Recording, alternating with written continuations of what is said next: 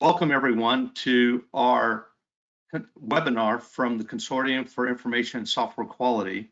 This particular webinar is on software supply chain integrity, and we're going to be joined by Joyce Corell, the Assistant Director of Supply Chain and Cyber Directorate at the National Counterintelligence and Security Center. I'm Joe Jarzenbeck. I'm on the governing board for CISQ. I'm the Director for Government and Critical Infrastructure Programs within Synopsys. I'm also joined by our Executive Director for CISQ, Dr. Bill Curtis, who's going to give a brief overview of our programs that we've got within CISQ that we've made freely available to everyone. Then I'll talk about some of the activities that we're doing around the area of privacy and data protection before going into the whole feature of what we're doing with Joyce when we're having her talk and we'll do a moderated session. Bill? Joe, thank you.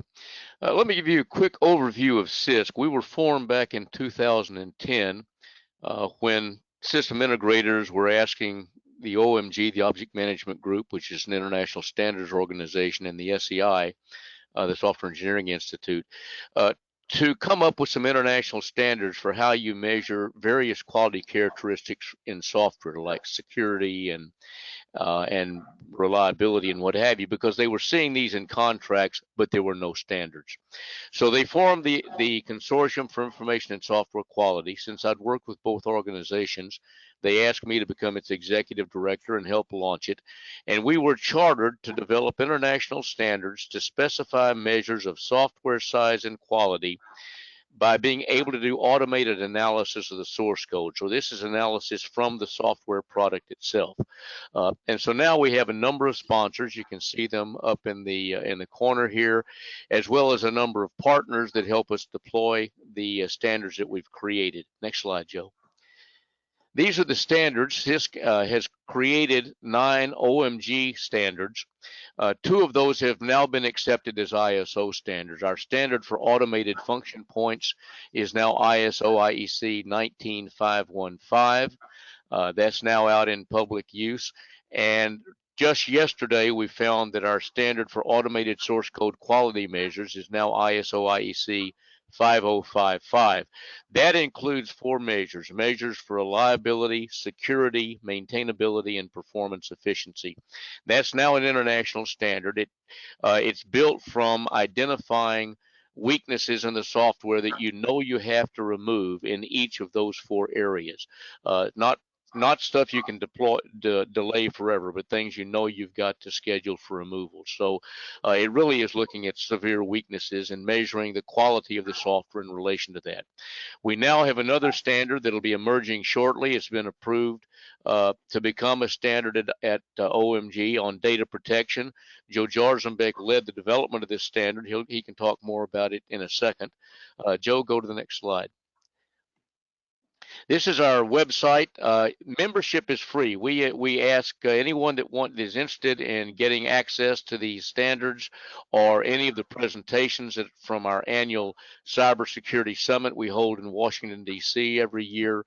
All this information is available. There's language there you can use in contracts and a number of other things. So you can come on as an individual, push the member button, and we'll ask you a few questions and then send you a password so that you can become a member and get access to all the information inside the website. So let me turn it back to Joe, who will introduce you more into the software supply chain integrity activities. Appreciate that, Bill. One of the things that's been very important, and Bill talked about the fact that we've been trying to help people understand technical debt in terms of software. And we've been highly leveraging the common weakness enumeration. I'll talk about that a little bit more here, but I'd like to focus on one thing that becomes very critical to everyone.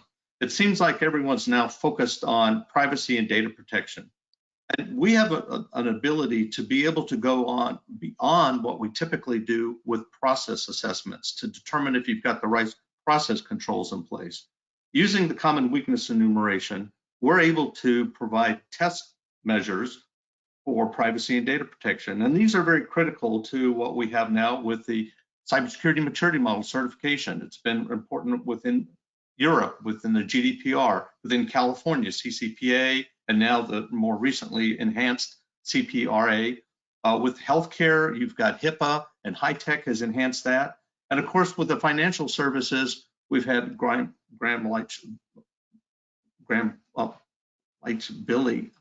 Wiley Act. I can't ever get that one right. That deals with financial services, particularly looking at data protection. And so, as Bill mentioned, we've had these standards that deal with security, reliability, performance, efficiency, and maintainability. And we've now introduced the data protection measures. It's 89 CWEs. It's kind of the top end list. You say, if I'm interested in that, because what we looked at specifically is within source code, those that impact the potential for data leakage or data corruption, meaning that these are potential vectors that would enable unauthorized reading or modification of data. The beauty of this is these are detectable at the source code level. So it supports our enterprise and supply chain needs in protecting confidential information, intellectual property, privacy. So it was submitted in November to become an OMG standard, as Bill mentioned, and it's now publicly available. Everyone can go on to the MITRE website. It's under the CWE website.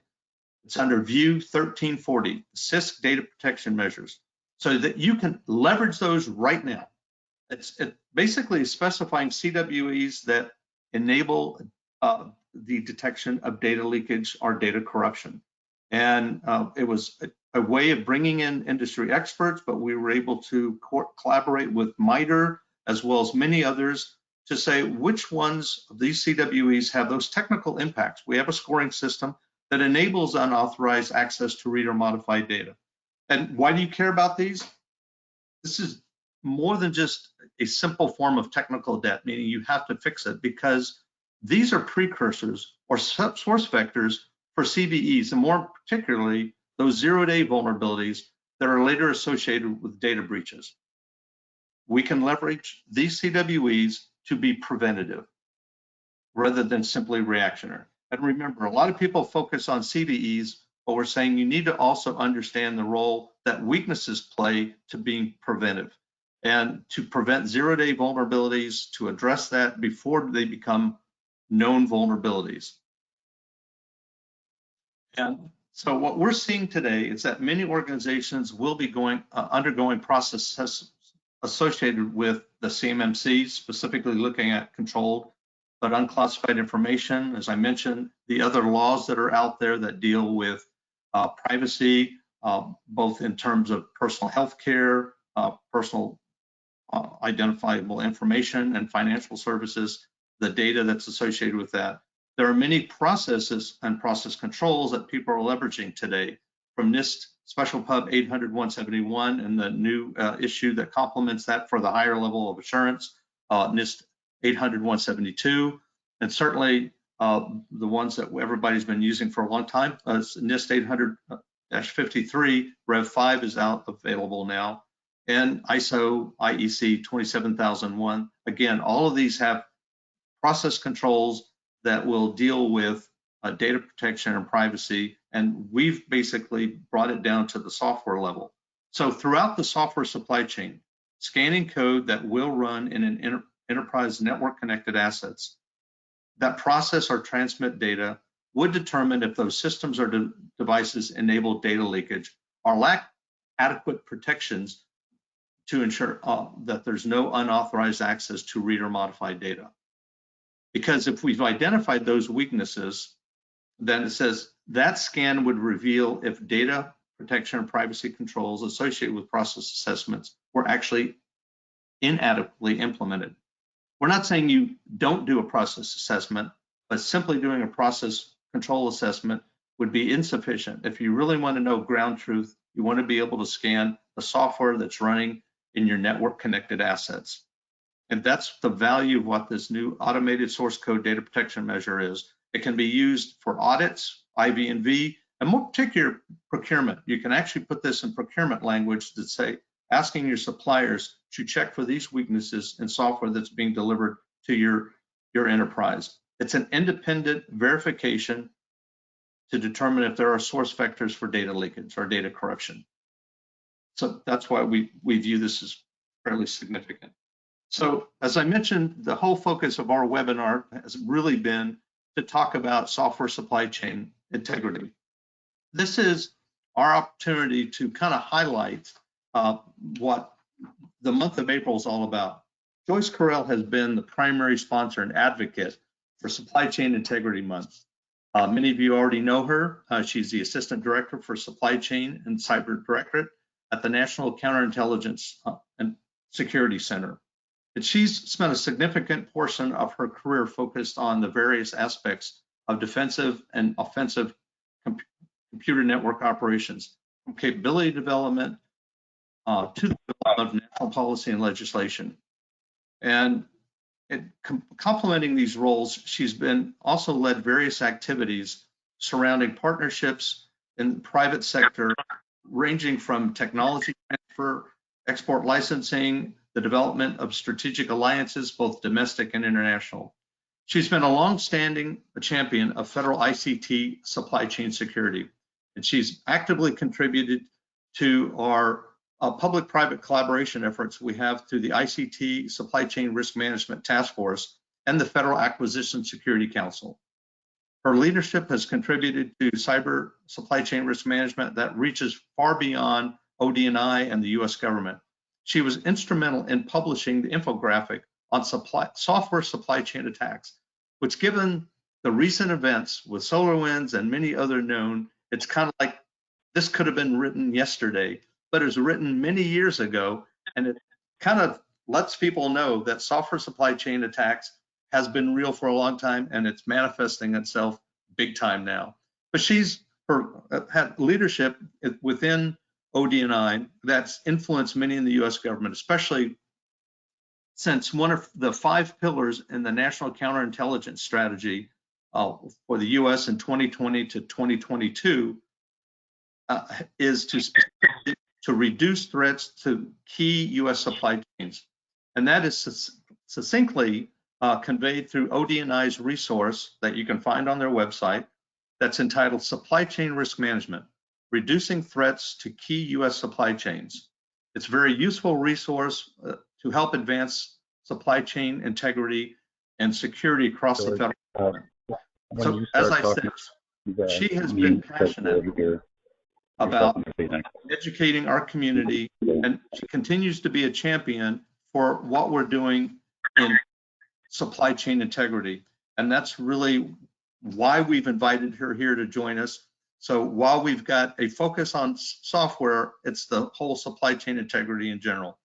Joyce, I hope you've been able to get through the technical difficulties and been able to join us successfully. Hi, are you able to hear me? Yes. We have a bit of an echo though. Perhaps you've got 2 mics on. Yep, so Joyce, please mute that computer. Okay. All right.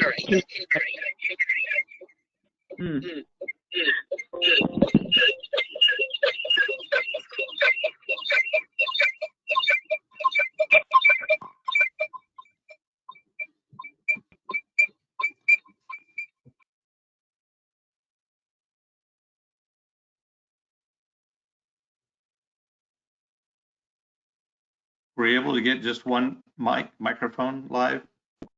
Are you able to hear me okay now? Yes, that is great. Okay. I apologize for the technical difficulties in these work from home days. I don't have the same tech support that I have at work. Okay. Thank you for the introduction. This is a very a great opportunity here to be able to address this audience in April. Many of you may be aware, some of you may not, but we have been leading a awareness campaign on supply chain issues for the past 4 years. And we had selected the month of April just as a way to have a month to have a variety of events to bring people together and raise awareness on supply chain risks, threat, vulnerability, mitigation, the whole soup to nuts. So this event right now is actually the first event of the month. So congratulations, you're first. this year, with all of the current events that we have been experiencing with the pandemic, shortages in supplies, and the challenges to supply chains, like the ship that was trapped in the Suez Canal, to the whole SolarWinds event, the supply chain risk is something that people, family members, are even now aware of them, not just people who are in the risk management field. So this year, our theme this year is a call to action. It's not enough to continue to admire the problem. Now is the time to take serious steps to advance the state of cybersecurity and really understand third-party risk in that context. So I'd like to just run by a little bit of history from a government policymaking perspective, just to give you some context for where we're at. Probably in the last 3 to 4 years, the government, all elements of the government, actually, the executive branch regulators, Congress, the judicial system, all branches of government have played a role in shaping the mechanisms, the tools and policies that we have to manage risk, both for the government and for the nation. So a couple of highlights from the past few years. We had in 2018, Congress passed the National Defense Authorization Act, and within that statute, there was an update to investment screening, that is the Foreign Investment Risk Review Modernization Act, that looks at foreign investment in U.S. companies from an eye to protecting and guarding national security equities. That same statute had an update to export controls in it, which was a substantial update that hadn't occurred in the last several years. In that very same piece of legislation, Congress identified 5 Chinese companies and prohibited the federal government from spending any money, either directly or indirectly, on those 5 companies. And from a government procurement perspective, this wasn't just about buying goods, but it also included grant monies. Grant monies were also conditioned for the government not to be able to use these monies on those companies. We saw the Federal Communications Commission also look at policy decisions and prohibited the use of Universal Service Fund monies to subsidize telecoms carriers' use of equipment from Huawei and ZTE. The FCC also took a step to exclude a Chinese company, to revoke a license for Chinese firms that have been operating in the U.S. as carriers, and to deny an application for another Chinese firm seeking to be a carrier in the U.S. So then we also saw during the Trump administration a couple of executive orders be issued looking at 2 critical infrastructure sectors and looking at how to manage supply chain risk. In the telecommunications sector, there was an authority an executive order that established an authority for the Secretary of Commerce to examine transactions and be able to prohibit a transaction if a carrier was seeking to do business with a company deemed high risk. Secretary of Commerce had the authority to block that transaction. A parallel executive order for the energy sector directed the Secretary of Energy to look at the bulk power sector and manage supply chain risk in that part of our energy sector. So these authorities were in place. The government was moving out on those, and then a little over a year ago, the pandemic hit, and that we lived through that particular experience, and now we find ourselves with SolarWinds where we are at today. So that's a little bit of a landscape. I'll get into this shortly, the supply chain priorities for this administration in a little bit. I want to talk a little bit about sort of how the conversation on risk has evolved over time, specifically with supply chain risk. And for the most part, the government over the last, 10 years ago, or maybe a little bit more, when we talked about supply chain risk, we talked about, the procurement of goods and services, and we talked about risk, where risk has historically been looked at from a procurement perspective, as a matter of cost, schedule, and performance, which are the primary things, people seek to manage in the contract management. And in that conversation at that time in history, the notion of security was an element of performance. So when people were looking to manage risk, trade-offs between cost, schedule, and performance, security sometimes went unattended. The conversation then evolved a couple of years ago. Most notably, the MITRE Corporation produced a report called Deliver Uncompromised.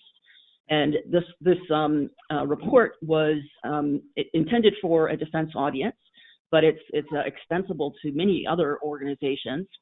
And the message in the Deliver Uncompromised report was that there had been a failure to address security, and security could no longer be an afterthought. So the report recommended that security be treated equally to cost, schedule, and performance, no longer a subset of performance.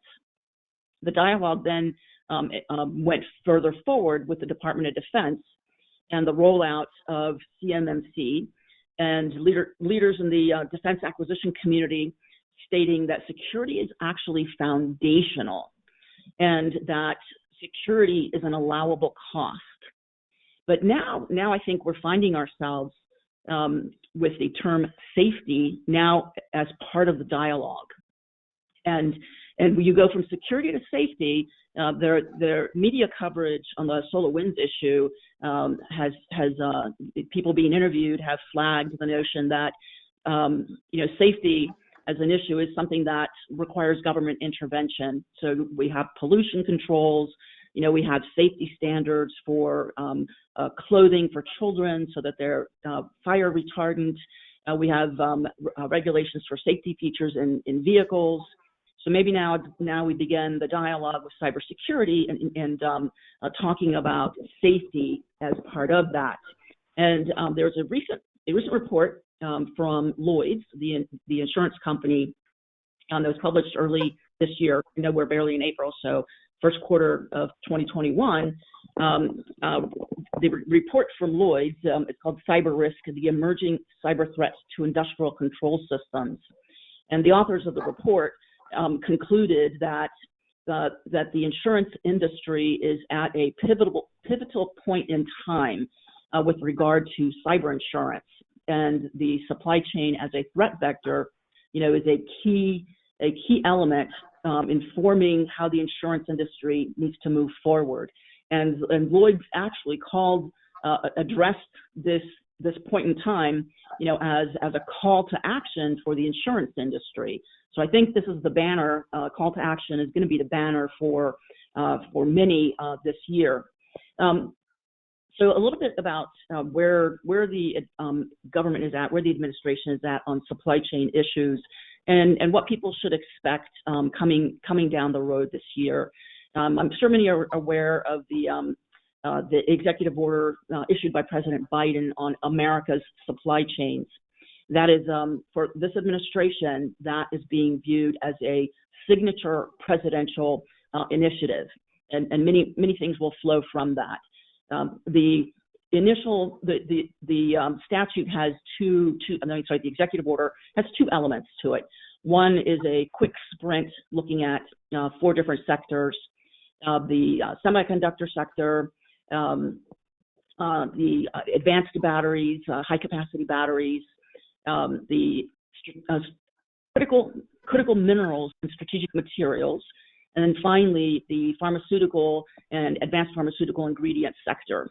So there'll be a 100-day sprint and a report that the White House will publish in the June timeframe on the risks and vulnerabilities in those sectors, and the beginning of some policy recommendations on how to strengthen and make those sectors more resilient and more secure. The second part of the executive order is some year-long studies covering a few other sectors, such as transportation. So So that initiative is going to drive a lot of interaction with the private sector. If you are of those first 4 studies that I mentioned, if this is a business area in which you operate, the White House and different government agencies that have been given the lead to look at these areas are going to be having a series of roundtables seeking input from industry, most likely through large groups like trade associations or Chamber of Commerce, organizations like that. So if this is an area of interest for you, keep your ear to the ground for an opportunity for industry-government collaboration in shaping the policy direction in these broader supply chain issues.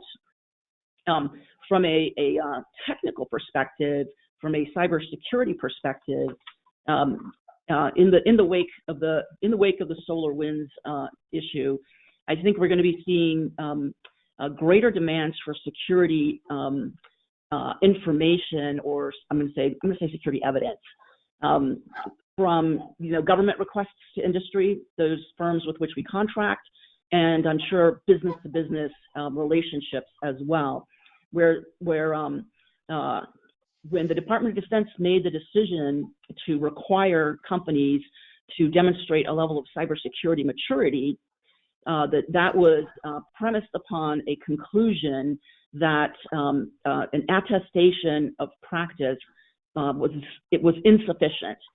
So more evidence was necessary to provide confidence that what was being purchased, was going to be delivered with what was expected contractually, and not with weak cybersecurity environment. So some of the things I think that are going to be called for, there'll be a greater emphasis on the need for a software bill of materials. There will be requirements, there will be calls for evidence that something that was developed and there was a secure software development environment when research and manufacturing is taking place. There will likely be requests for information on third-party information on for a supplier on the supplier's third-party components, tools, and services. So I think we've reached a tipping point and we're shifting.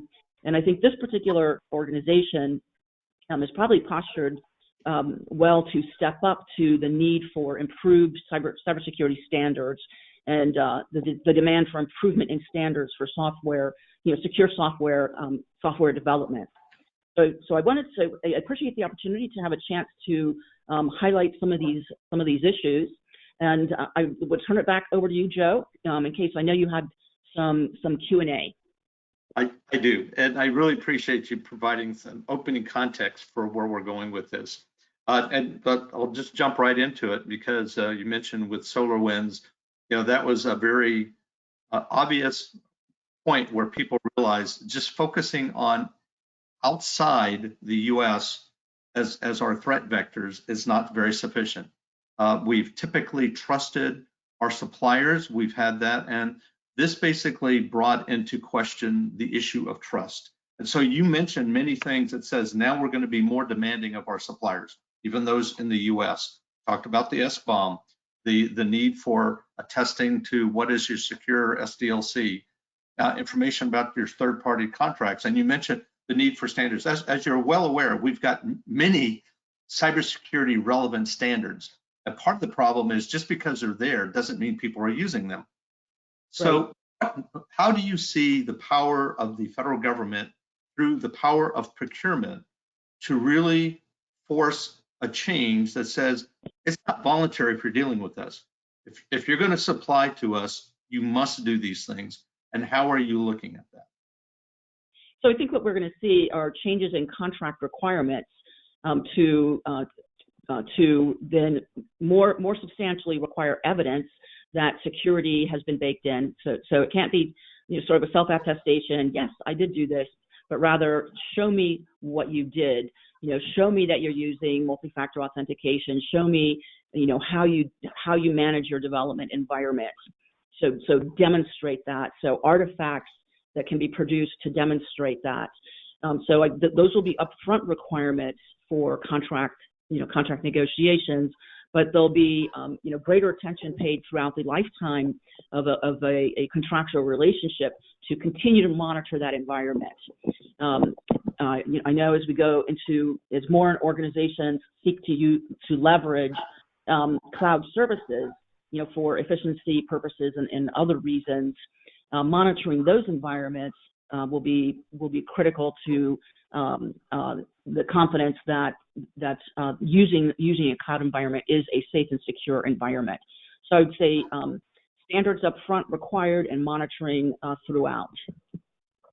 And that's a good point. And so, as we mentioned prior to you coming on, one of the reasons CISQ advanced the automated source code data protection measure was as a complement to things such as the CMMC when we're looking at controlled but unclassified information. That is all based on NIST 800, 171, and 172 process controls. But we've been able to go in and say, but if your systems that are running your enterprise, if they're connected to the network, and if they fundamentally leak data, it's almost like, I don't care what your process controls were, if your systems are leaking data. And that's why we've looked at these CWEs that basically represent source vectors for somebody without authorization to read or modify data. Leads to data corruption.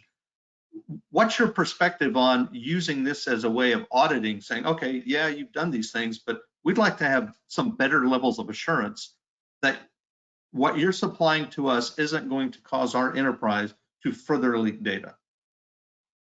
So I think tools that can enable auditing, that can enable data capture for further analysis should be part of an overall tool suite that organizations use.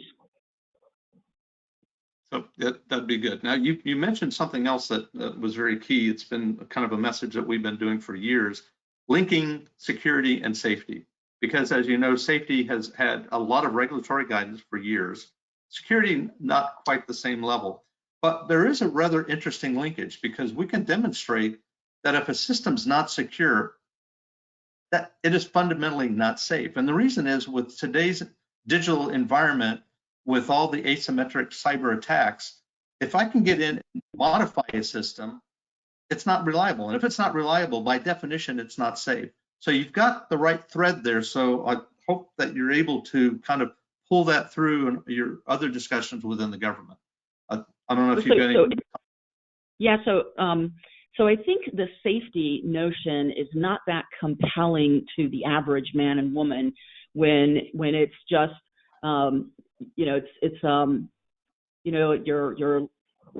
your laptop. It's not your car that you're driving that's going to crash. It's just your laptop's not going to work. You can just take your laptop into some expert and get them to fix it, and then you're back in business.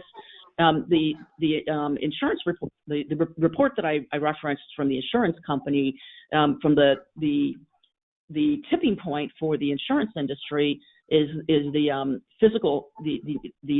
cyber physical connection, and looking at the energy sector, where if there is an unsafe environment, it could lead to physical consequences. And that's where the insurance industry is looking at liability issues with people's health and safety, as well as the safety of a facility or a part of critical infrastructure. So it's that is the message that now begins connecting with the everyman, that where safety now is more readily understood. It's more tangible. Right. And one of the things I've been involved with, many who are in the audience today have been involved with SAE, specifically G32, that is just rolling out the new standard on cyber physical system security. And you shouldn't be surprised that one of the key measures throughout that is common weaknesses as well as vulnerabilities and enumerations, to be able to understand the resiliency of those. And that would be a standard that is being promoted right now by aerospace, by automotive, because they definitely are in that safety area as well. So I'm wondering if, you talked about the government's going to be requiring an Sbomb. But do you see anything going beyond that so that there's also attestation data that would be similar to what safety evidence requires for airworthiness? So would there be some evidence that would be required for trustworthiness for your cyber assets? No, I think that is where we're heading, and I think that's where the conversation is going. Is what type of evidence would be necessary, and then who would use that evidence, and what would be the purpose of that evidence? I'm sure the insurance industry. So this isn't just government, but the insurance industry, as they look to the different markets that they insure, are going to be asking those that come to them to get coverage to say, okay, demonstrate to me that you are following good practices. So we may see the insurance industry shaping, providing inputs that help shape these requirements. That would be very good. Now, I'm going to turn kind of a focus on the federal government, because you actually have more of a leverage point of starting there, even reaching beyond to critical infrastructure and beyond. As you know, you've been an active member and advancing things through the Federal Acquisition Security Council. And so you kind of have one that the lever is already there. But there's changing legislation associated with giving them more authorities. Could you tell us a little bit about how you see FASC influencing what the federal government's doing to actually address our supply chain risk issues? Right. So the statute that gave these new authorities to government agencies under the Federal Acquisition Supply Chain Security Act of 2018 was signed in December 2018. So government didn't really get working on implementing anything until mid 2019. That venue is still, the rulemaking process is still underway. So until the final rule is available, we're not really taking specific actions under that. The authority gave government the ability to be able to identify a high-risk vendor and exclude or remove that vendor from federal systems. So we're still in the process of coming up with the criteria for looking at an entity to how do you define a high-risk entity, and then what combination of factors would lead someone to conclude that the risk was so intolerable that the only option was to exclude or remove that equipment or equipment or service, or drop the service. So when that is complete, there are elements in the statute, directing NIST, the Department of Commerce, NIST, to continue to develop standards to improve, to be leveraged to improve cybersecurity. There'll be guidance provided to executive branch agencies on how they should stand up supply chain risk management programs. So we're going to see a growth across government in attending to supply chain risk and third-party evaluations. So those will serve as the demand signal for greater insight into how products are developed, and what the provenance is, as in software bill of materials. What actually is in a product that is being marketed to the federal space. Right, and actually one of the best values of having a software bill of materials is that as the evolving threat landscape changes, new threats are identified, you put out a threat alert. It's very significant to say, am I affected? If so, where? Without a software bill of materials, how do you really understand what's in all of your cyber assets throughout your enterprise? So I commend you for doing that. Now, so it's actually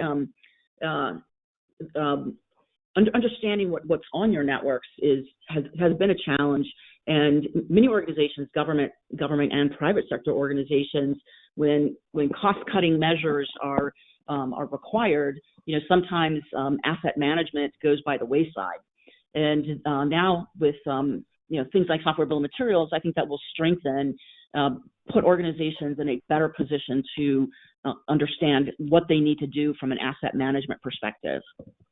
Right, and certainly there's ways. First of all, requesting that suppliers provide their own Sbomb, for their products that they're delivering is a great start. But we've got a lot of legacy systems, and so there are capabilities of actually generating your own software bill of materials. You can do software composition analysis, running that across there. Do you see that happening within federal enterprises where they'll just start generating Sbombs for their existing assets?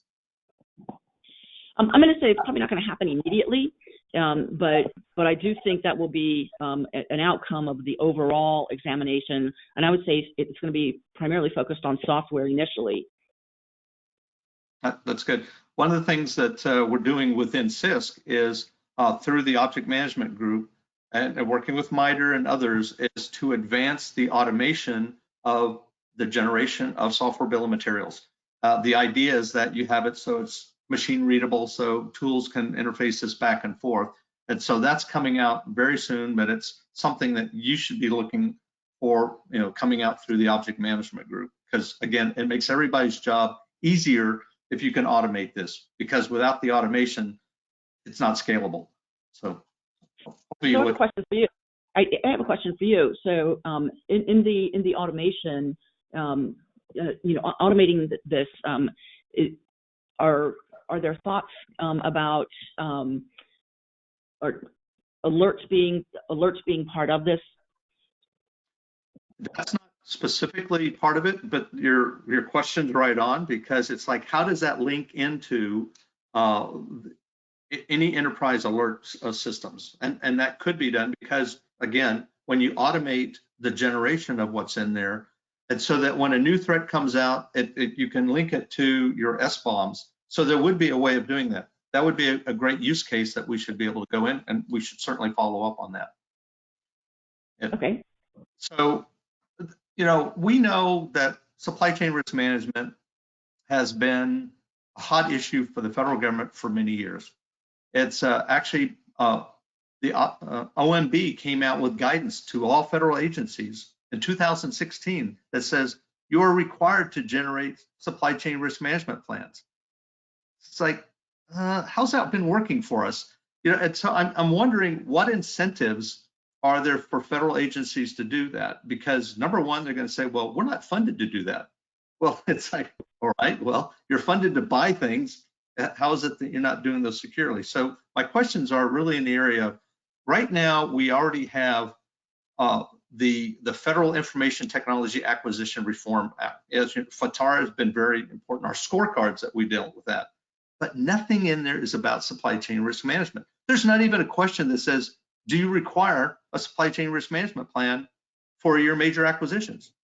Not even there. So I'm wondering, do you see a way that either FASC or somebody influences some modification on what goes into the FITARA scorecard? Because if you're not scored on it, it's like, what do you care? Right. So in the Federal Acquisition Supply Chain Security Act that created the Federal Acquisition Security Council, the FASC, in it, there's a requirement for agencies to report metrics on their supply chain risk management programs through the FISMA data collection process. And if you recall from your time in government, the organization within agencies that do that data collection are the inspector generals. So the IGs, once the IGs get data, the IGs begin asking questions to say, hey, here's a policy, has it been implemented? Here's a law, has it been implemented? So I see the auditors as being the ones that begin to provide the necessary oversight to force compliance with a statute now that requires all organizations to have programs.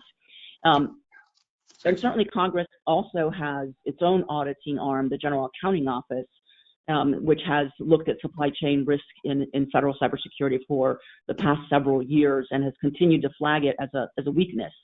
One of the challenges from a resource perspective, where you said agencies are going to say, hey, we didn't get any resources for doing this, so that's why we haven't done it.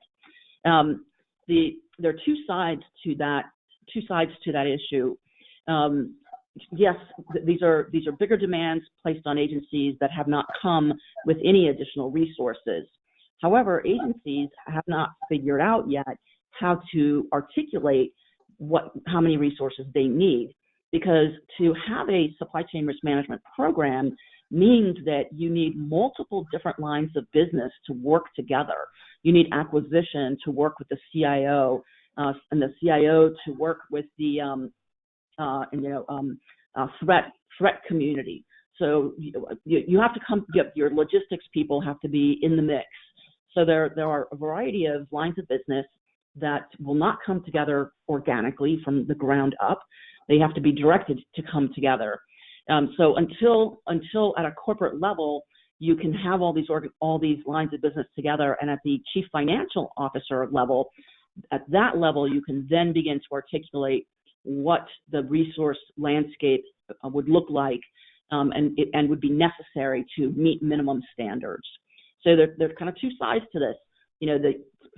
Organizations get told you need to do this, and no resources come with it. Then organizations have to also know how to say, well, this is the minimum resources I will need to actually perform this mission. So I fully understand that idea of I'm not resourced to do it, but for some reason we are resourced to buy IT. Federal agencies get that. In fact, as you know, with the Technology Modernization Fund, there's a huge amount of dollars allocated for doing this. But I'm wondering if there's a way that you can incentive the supply chain risk management by linking your spend with your score. How? Because you mentioned that we're going to have some measures, some way of scoring what we're doing, and if there would be a way of basically rewarding agencies for doing the right thing and saying your payback is different if you actually score well on supply chain risk management. Has there been some consideration within the FASC or other agencies to start looking at that? And so that's a great idea, because incentives can be both carrots and sticks. I'm not quite sure that the notion of a reward, but ways that resource spending is shaped is sometimes through the sticks, where there's a condition placed on spending, where organizations are told you may not spend this money until you've demonstrated X, Y, and Z. So that would be a way of ensuring accountability for and follow through. Yeah, and so one of the ways there, because as you know, with the Technology Modernization Fund, there's a payback requirement, and that's why I was suggesting that perhaps there could be that reward, set partially waived if you score well in supply chain risk management. So develop the scores that says we've got a way of doing that, and says score well, and basically some of your payback is relieved, and it would be an incentive. That would be the way of doing it. Again, it's we incentive agencies to do that, but again, we incent our suppliers to do this as well. You've talked about the standards. We've been talking for years. I grew up through the military, and we used to have mil specs, mil standards, and we actually used to put that on contract. And then we said we're going to do away with all of these DoD specs, that are related, and we're just going to go to commercial standards. And we hear that. The challenge is all commercial standards are all voluntary, and unless you require it on contract, specify it in contract, then it's not there. So I'm wondering if either through the FASC or through others, that somebody's going to develop some standard contract language, the terms and conditions that says we're going to buy from you if, meaning we want to show compliance, and you get specific about these standards. You're no longer saying it's voluntary. It's like we want to see evidence that you actually are complying with the standard, not just attestation, like the old NIST 800-171. We're following it. That's why we have the CMMC. So should we do that for other cybersecurity related standards that says we want more proof that you've actually followed that you are conformant as you're delivering your products and services to us? Right. So the Federal Operations Security Council has as one of its responsibilities to develop contract language for supply chain risk management for agencies. And I do believe that you know, in the wake of the solar winds and the software supply chain exploitations that we observed, that there will be this is the evolution from, you know, the beyond self-attestation, the rollout of CMMC, that we're going to begin to see coming, you know, being driven by where the statute requires the Office of Federal Procurement Policy to lead the development of best practices in contract language. And this is, you know, this is where now there will begin to be a greater attention paid to demonstrating that things have been developed in a secure environment, and those are the types of things. There's not, you know, guidance that I can tell you is coming out next week, but I will say to you that yes, that will be one of the areas of priority examination from a contract language perspective. That's great. Now, we know that the certain events that have been occurring recently have gotten everybody's attention. You were responsible for generating an infographic on software supply chain attacks many years ago. I'm wondering, have you considered updating that? Yes, so we have an update that'll be coming out soon.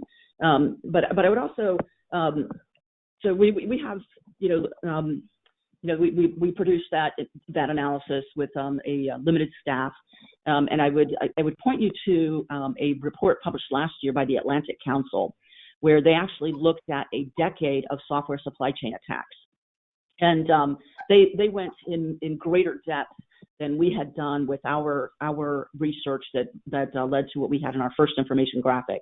And the Atlantic Council also made all their data available to anybody that wants to read through it. And I'm aware that they're taking taking this research to the next level, and drilling down into some of those areas where the software supply chain attacks, where there are trends that warrant closer examination.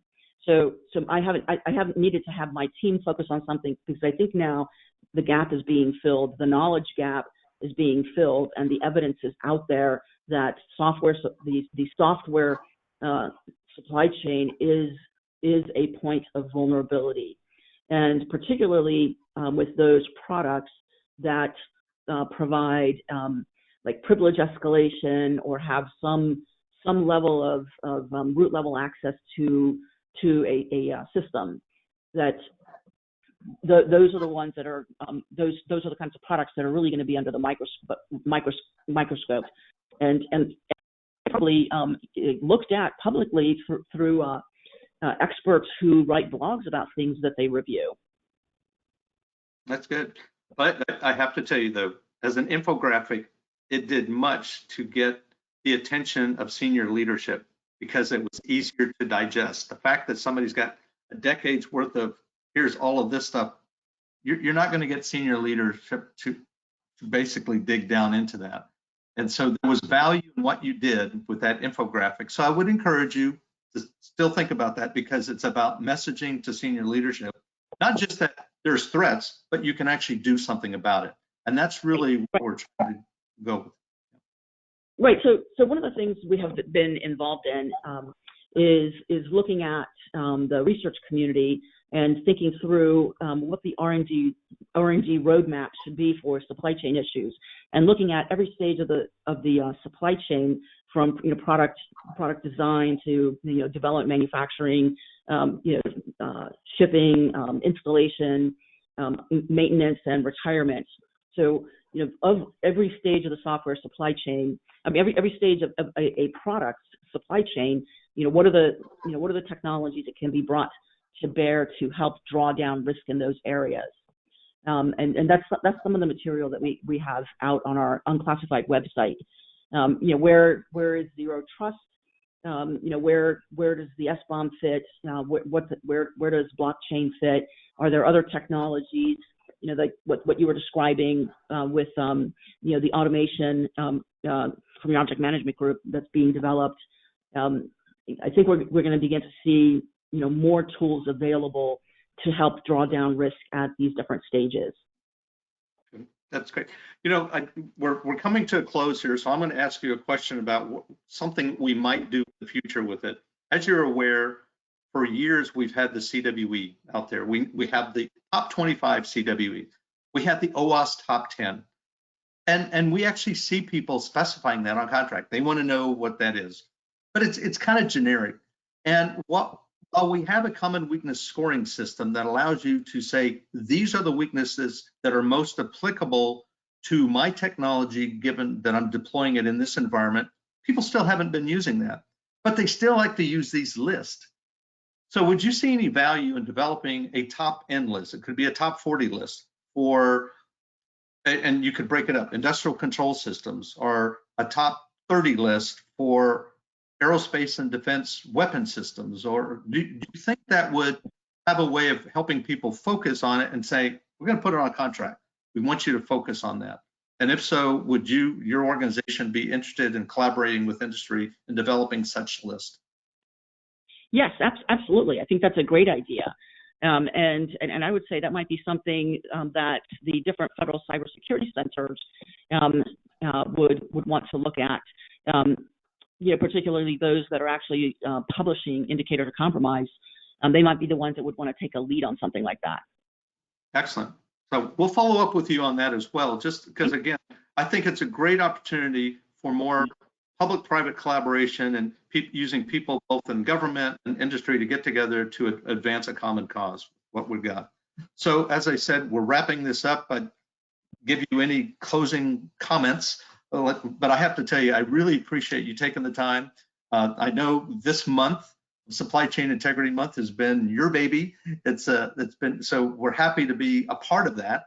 And so any closing comments?